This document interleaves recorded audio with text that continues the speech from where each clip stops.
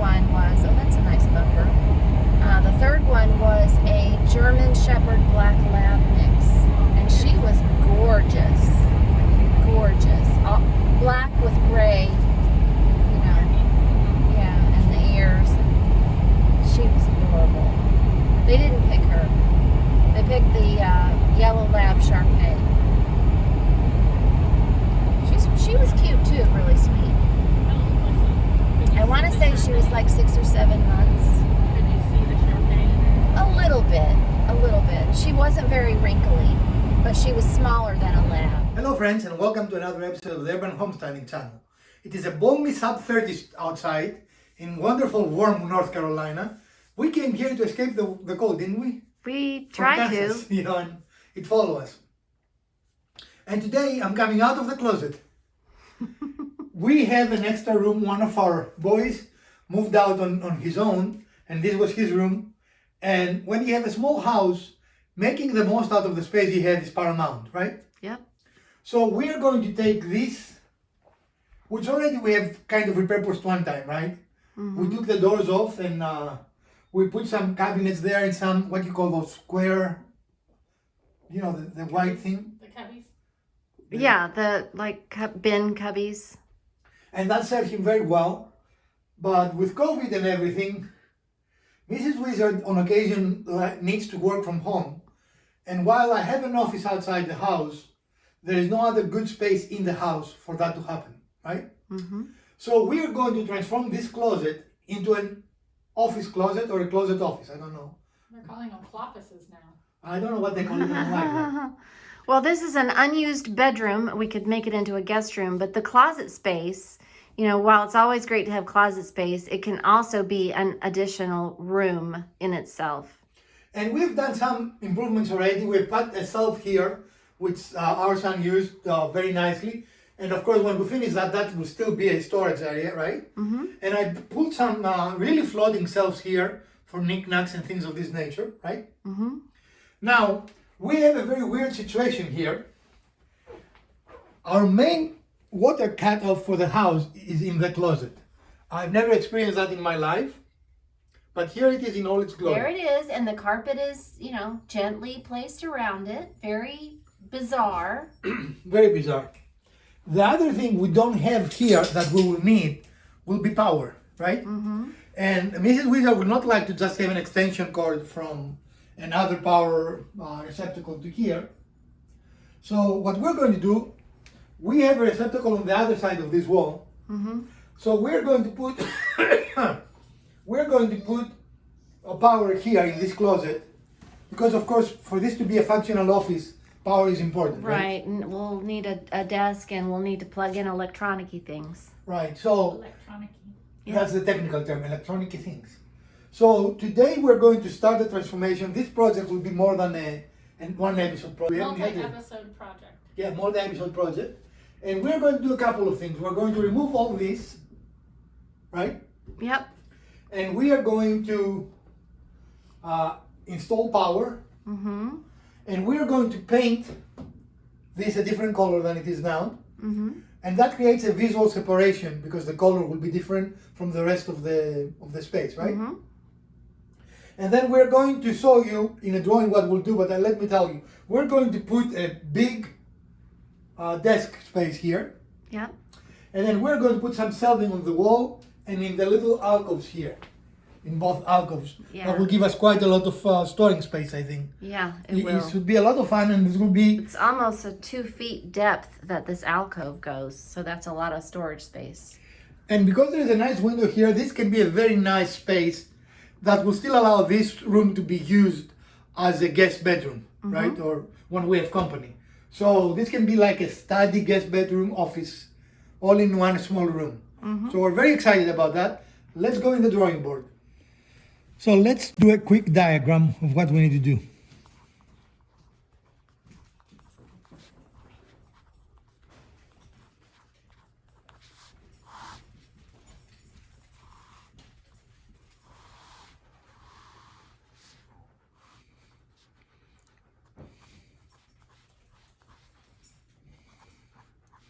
So the interior width is a little wider than the exterior width,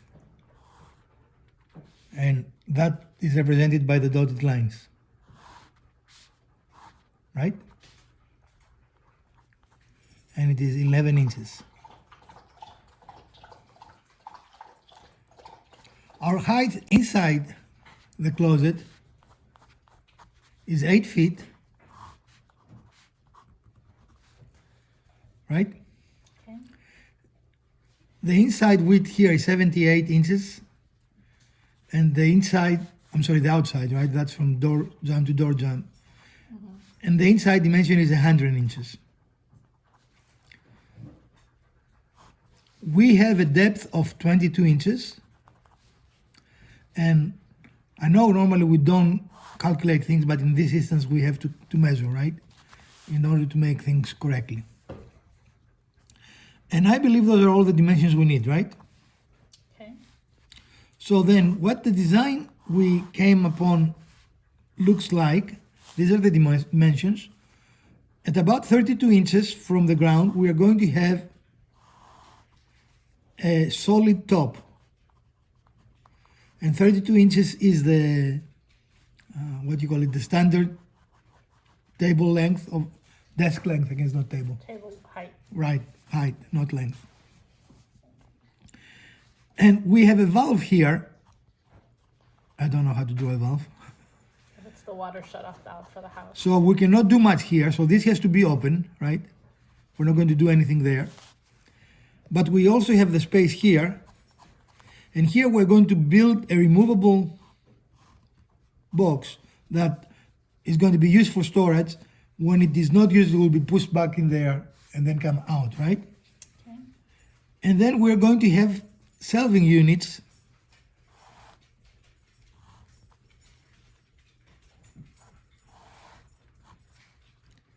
and one more there.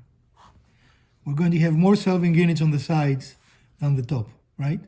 And we haven't decided exactly, we have either 2 or 3. How many we're going to have, I don't remember. Okay. But this is the general concept, right? And we might change it a little bit as we move along.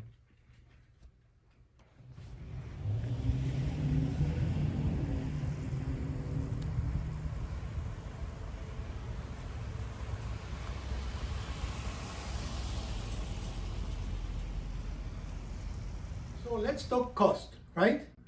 Our budget is $200 to $300, correct? Mm-hmm. And that includes all the materials, and that includes paint and everything, right? Mm-hmm. We also, because we're going to do some electrical work, we bought some electrical things. We bought some cover plates, and we bought receptacles, and we bought this special one gang box to put our power outlet. And what is special about this box is that it is designed specifically for a remodel, right? Mm-hmm. As you can see, in none of the sides there is an area for nailing, right? Right. And the deal with this is, I don't know if you can see it, it has this little lip, what do you call it, flap. Flat flange. And as you tighten this screw, it moves and it grabs the drywall.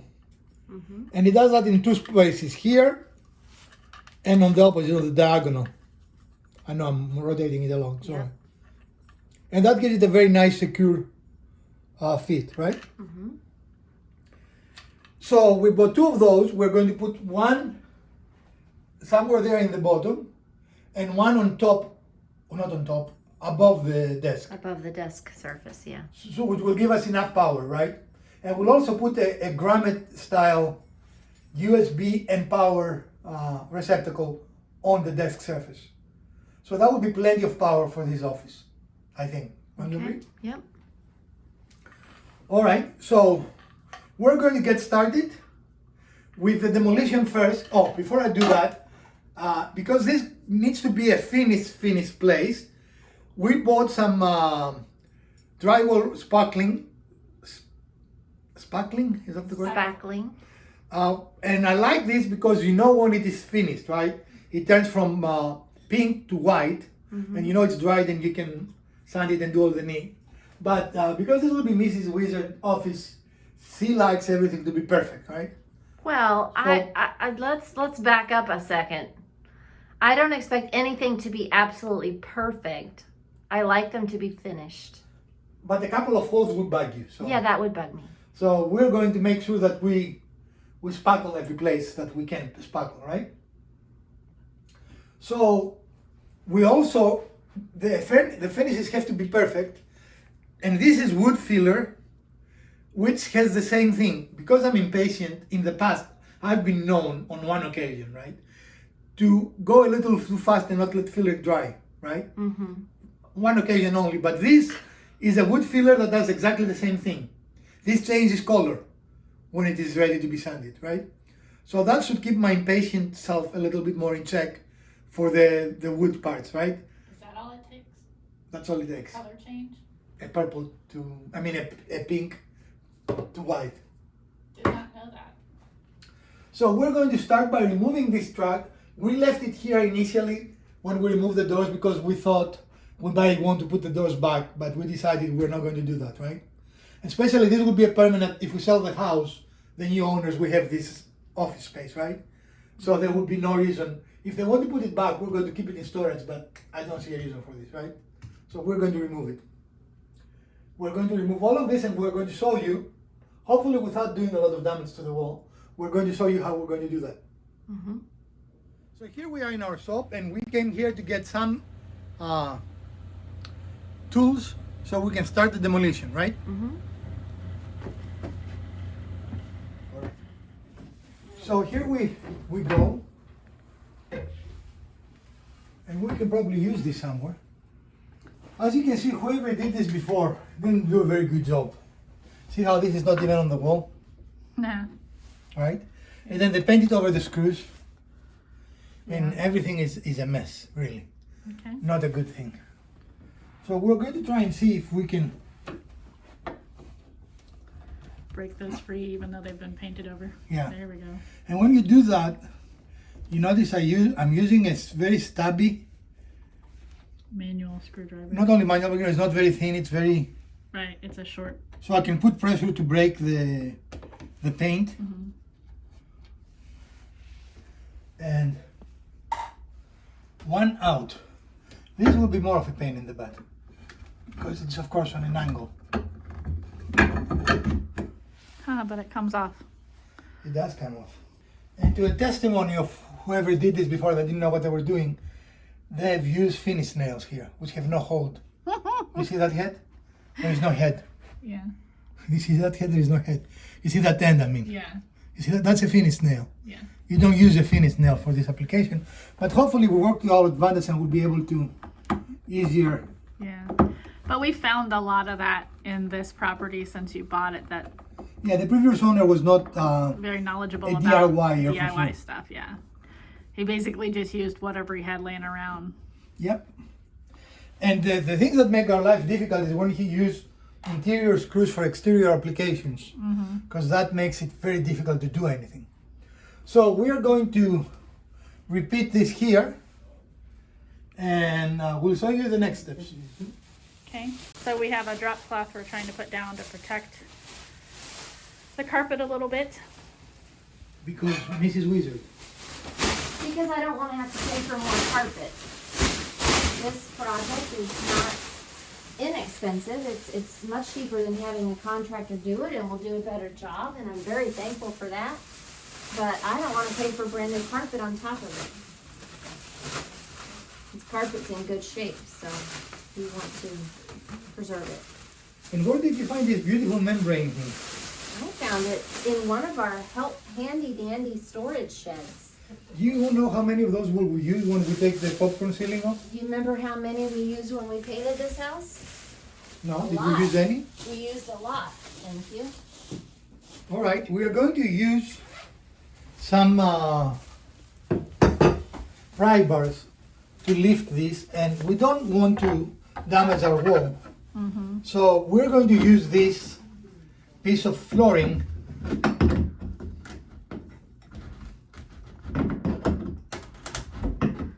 So it distributes the pressure from Yeah, otherwise pry we're going to bar, damage the... pry bar and keeps it from damaging the walls. I need someone here because of my spring out. You need to do this other end.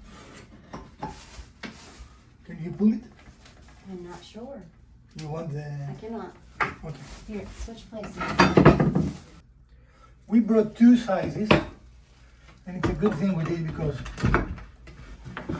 we needed two sizes. Drop it down. I have it. Now they put 1,000,000 screws, and you notice it still came out. And it came out because these are not holding nails and they really should have been screws, right? But you can see we're going to have a lot of repair to do. All the wood inserts are gone, as you can see the outline of the old color.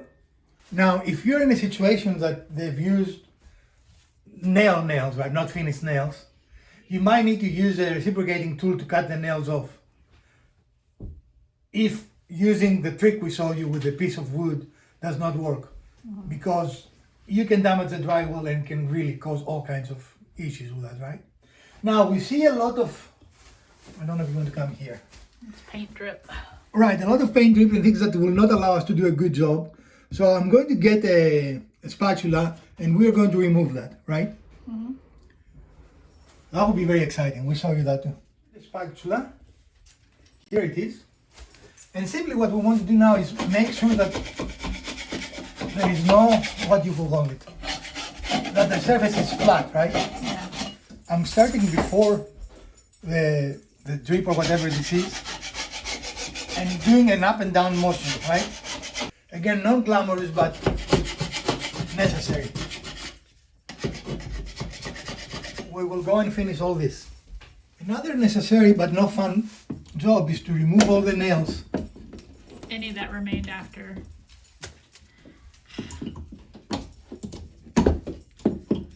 Which makes it hard because these nails don't have heads. Okay. All right, excellent. So we have used our spackle to take care of the big ones. We might have to do some sanding, but we have to do sanding anyway when we fill the holes. So we're going to wait for that stage, right? Okay. So now we're going to do the first part, filling the holes with spackling compound. This we cannot really speed up. We have to wait until it is done. Oh, these are Oh, plugs. plugs. Do you want me to remove them or? Yeah, they need Yep. to be removed. Okay, so as you can see, we've got quite a number of holes to fill, so we won't have you watch all of those being filled, but that's the basic process. It doesn't Why do take we have so many holes for such a little space? it doesn't take very much to fill each hole. Just because they like to do overkill and you No, know, because they use finishing nails which have virtually no grab, you know? right. Overkill. So instead of using a screw every 16 inches, they use the 150 finishing nails. Okay.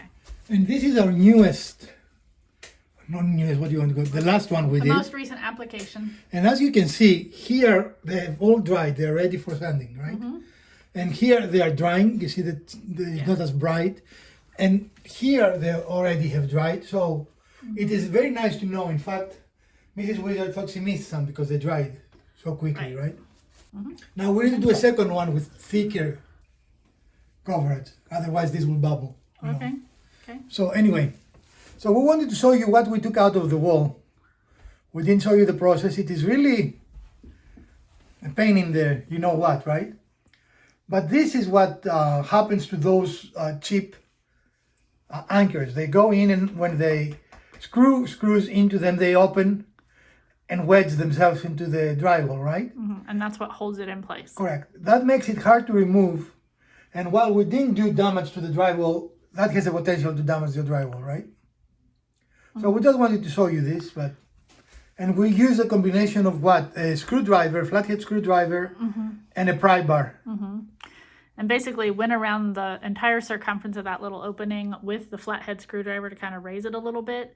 And then on one side using the pry bar to push against and then the screwdriver to do the other. And it pulled it out enough that I was able to grab it with my fingers and pull it the rest of the way. Okay, cool. This is the receptacle we're going to take power from to go to our new office, right? And it's on the opposite side of the closet. Right, we're on that other room in sequence. So the way we're going to do this, we have a circuit detector, which is a dual device, or two devices, right? This part plugs into your receptacle, And this part goes to your fuse box and sees which fuse box this receptacle is plugged in. Okay. So I'm going to start by plugging this in. Okay. And the red light there tells us that this is powered. Okay.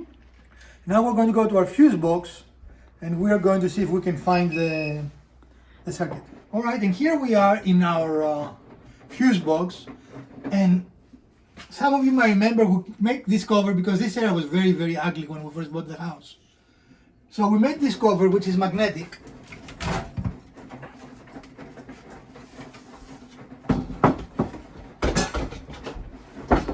And now we can access our fuses.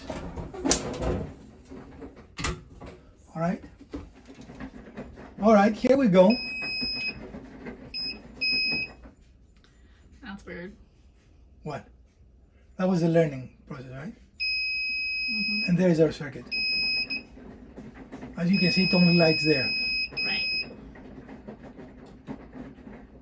And I guess you have to relearn it. Okay. All right. So do you remember which one it is?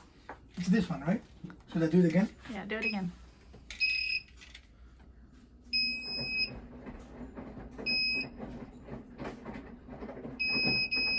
This one, right? Okay, yep. So we start by removing the face plate that gives us access to the box. And we're going to look into the box now and see where it might be a good place to exit the cable. So the next step will be to remove those two screws so we can pull the receptacle out. Some people do this with the power on. Unless you're extremely comfortable, I wouldn't recommend this. With the power on is what I mean, right? Right.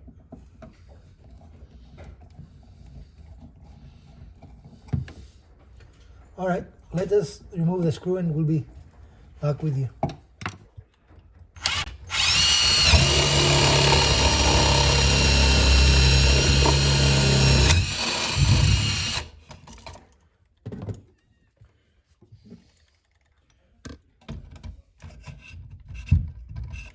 We are ready.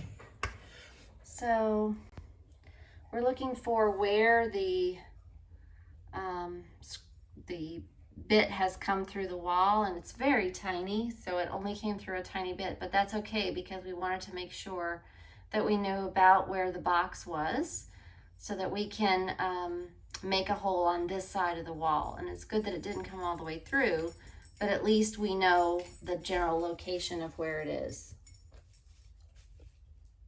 We have to stay inside out when we cut it. Right. Okay, good. Reiterate. Yes? I'm gonna go inside like Yeah. so, Not that much, just inside. There. but then on the bottom I'm gonna go like On here that top, yeah. and here Right. and across like that. Yeah.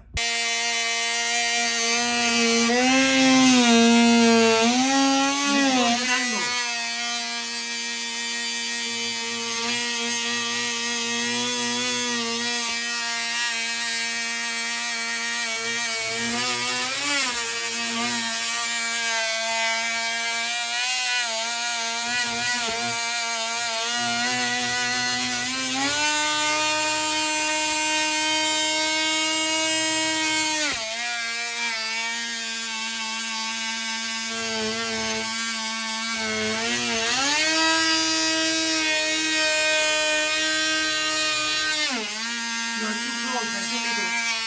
Stop.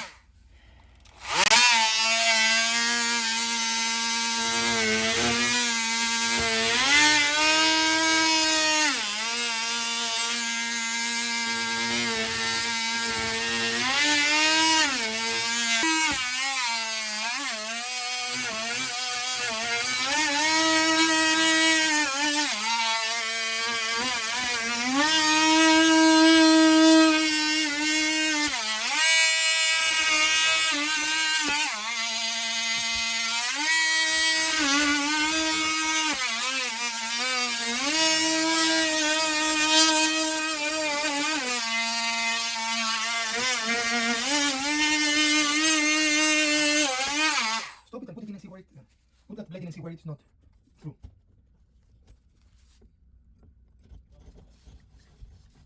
Maybe right here. Okay, I don't know.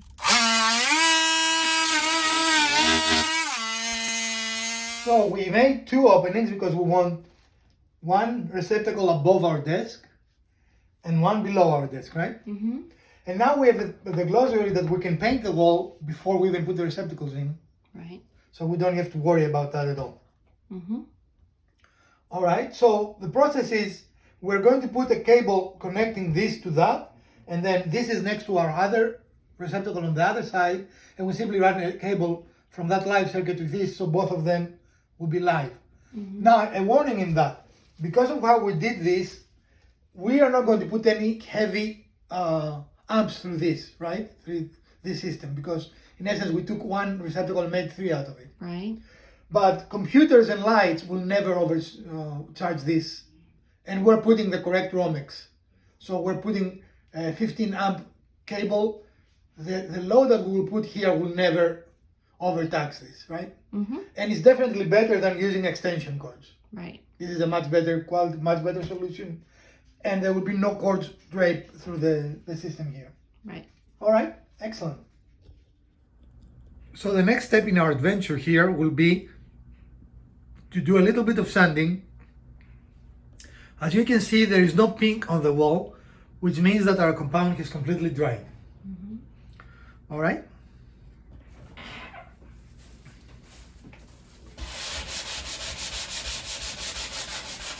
Can you bring the vacuum?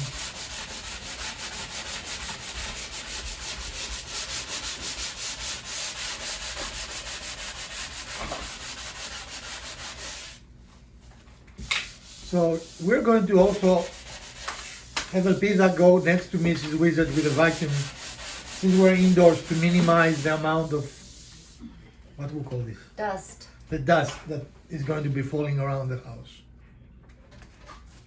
So it will be a little loud.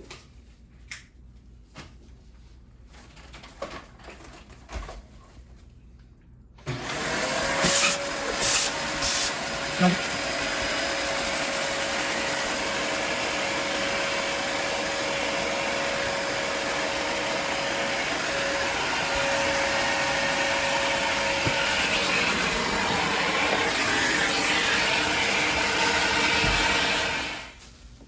so we're ready to start painting.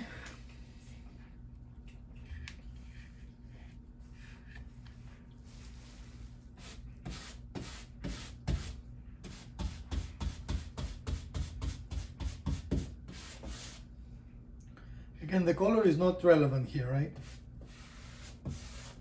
That's just a matter of personal Right. preference. It's in order to delineate it as a separate space from the rest of the room. Right. Which is the reason architects use different materials between rooms too. Mm-hmm. Especially in open architecture where there are no doors, you know. Yeah. And we did take the doors off. Are you happy with this color, Mrs. Wizard? So far, we'll see when it dries a little bit. I always like to do a test patch to see what it will look like when it's dry, because as we know, paint does change in tone and density between wet state and dry state. So. Plus, while it is easier to paint right now, you can always paint again, you know. Yep. You just have to be more careful when the shelves and the desk is installed. Yep. Okay. Okay, so here we are at the outlet we're gonna connect, and on the back of this, it's a little hard to see, but there's little holes here and here, so I'm going to remove the plastic sheathing from the white here and the black here, and I will put it into the coordinating holes, which is the white and the black.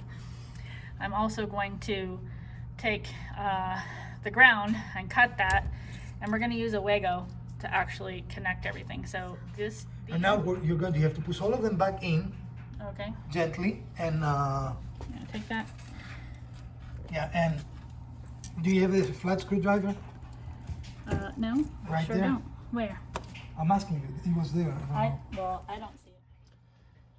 So here we are. We have replaced the plate, and our receptacle is ready. We are not going to turn the power on until we finish the wiring inside on the other side, right? So we're going to go and do that while Miss Wizards continue painting. So we fixed the cable from the other side, and we are a little short. I mean, it's not critical, but we are a little shorter than I would have liked.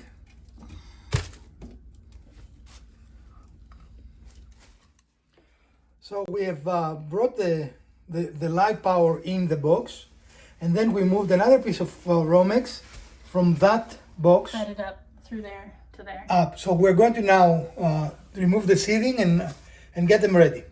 And I'm just hooking this one so that if I'm pulling on the bottom, it's going to hook on the wall there. Right. Okay. We are in our last, what do you call it? Receptacle. Noise receptacle.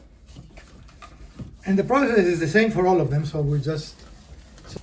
No, she's beating up on it. So these remodel receptacles make this a little easier, right? Mm-hmm. She Don't- says oh. as she's huffing and puffing. Huffing and puffing. Yes, I'm huffing and puffing. Can you show them that little tool that you use to...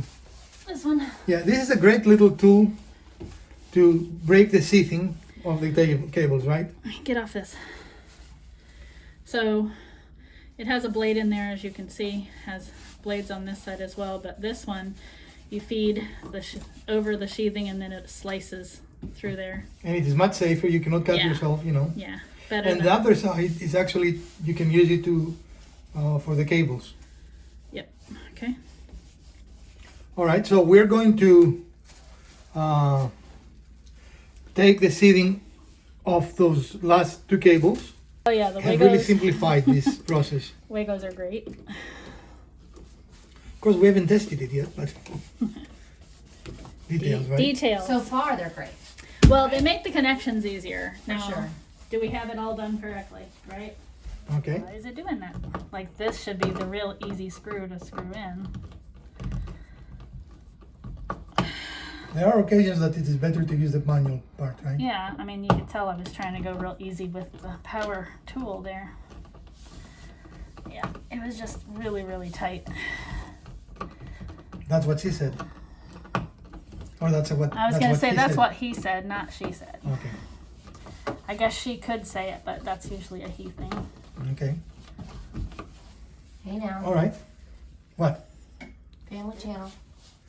Miss Wizard is tirelessly painting.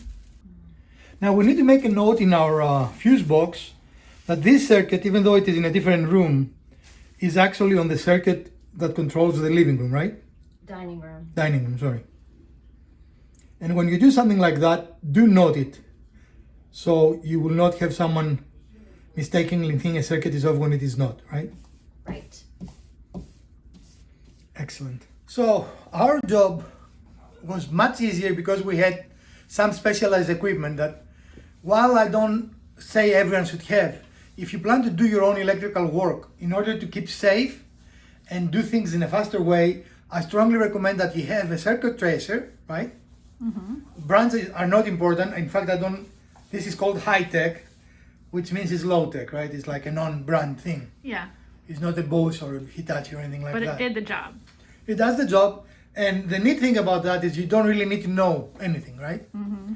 And even if you have a light bulb, you can put one of those adapters that make a light into a socket. Mm-hmm. You know what I'm talking about? Yep. So you can trace in essence any circuit this way. Mm-hmm. So this is a very, very useful tool. Another very useful tool when you're done, I find this invaluable, is this. And in addition to show you if your wiring was correct, this button, if these were GFI outlets, will test the GFI function. And I don't remember if Elpida has used Wagos before, Before we moved out here, I used them briefly. but I'm a big believer in Wagos. Well, I'm a believer now. It definitely makes the connections easier, faster. So Elpida, that was her first. I mean, I was there to give her some That direction. was not my first time using that tool. No, that you did the whole installation in essence by yourself. Oh, okay. So now she's a master electrician, right? Right. In fact, she was very scared in the beginning to do any electrical work, if I remember correctly. Hey, I don't want to be zapped. Yeah, today she asked me to touch the black cable before she started. She figured out if I died, she wouldn't do Make it. fun of her. Right. Well, she wanted me to die first. In any I think case, that's fair. yeah. In any case, that's all about our electrical connection. So we are finished with the paint And the electrical. and the electrical. It's a whole new closet. Oh no, wait, it's an office now. Well, it will be when it has a desk and some shelving and something that makes it look like an office. But you can see the paint is just about dry and it looks really, really nice. Well, friend, this is part 1 of hopefully only part 2, right? I don't know. I don't want to make it more than 2. Hopefully just 2 parts. I knew this would take some time. It did take longer than I anticipated. It is really dark outside. It is late evening, right? Yep. And we worked in essence all day on this project. Now this project will take some time for a couple of reasons. The paint needs to dry before we do anything else, right? Mm-hmm. The electrical work, I don't know if it took a long time, but it was some evolved, right? We had to do it and we had to do it right. The design is still a little bit fluid. We're discussing maybe reinstalling the doors so when it is used as a bedroom, close the doors. Mm-hmm. I like the doors open because it leaves the space open. It makes the room feel bigger, right? Mm-hmm. So we see, we haven't decided all the elements of the design. But it's definitely saving what we wanted, right? What do you think? Yep. Liz? I really, really like it so far. So can't wait to see it when we finish it. Again, our target is for between $200 and $300 everything, right? Right? And I think we're going to be able to do it. I think we are on track to maybe be around $250. I don't anticipate any surprises. We didn't have any surprises with the demolition where it's when more of your surprises will take place, right? I mean, that's Yeah, you can find some things that are very unexpected. like finished nails to hold things on the wall. That was unexpected. But in any case, we hope you enjoyed this episode, and if you did, we'd appreciate a thumbs up. If you didn't, hit the other button twice. Share, like, subscribe, and let us know what else you might like to see in future episodes. And also let us know if something like this that might be in 2 episodes or 3 episodes is something that you're interested in. Check with us next week for the conclusion, and also on Wednesday for a more detailed video about the electric work we did today. From Dr. Wizard and Mrs. Wizard, we want to ask you to stay safe, put your masks on, wash your hands, get vaccinated. So we're going to continue seeing you throughout 2022 in our channels. Stay safe, friends.